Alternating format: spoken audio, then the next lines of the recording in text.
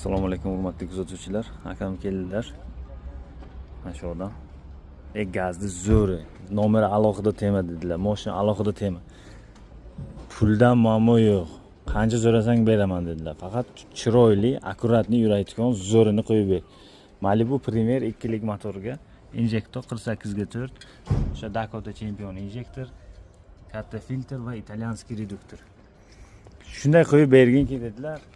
Mashina yursin, problema qilmasin menga. Xuddi mana shu komplekt tanlaganda adashmaysizlar, mashinangiz chotki yurib beradi. Xo'p, balon qismiga 42 litrlik zapaskani o'rniga qo'yib berganmiz. Hammasi chotki, poliklari ozgina ko'tarilib qoladi. Tagini o'zlari qilaman dedilar ona. 42 talik balon. Tagiga bitta gubka qo'yib, uni chiroyli qilib yasatiraman deb aytdilar o'zlari. Xo'p, hurmatli kuzatuvchilar, mashinani haydab ko'rdilar. Taassurotlar haqida ikki og'iz so'raymiz egasidan.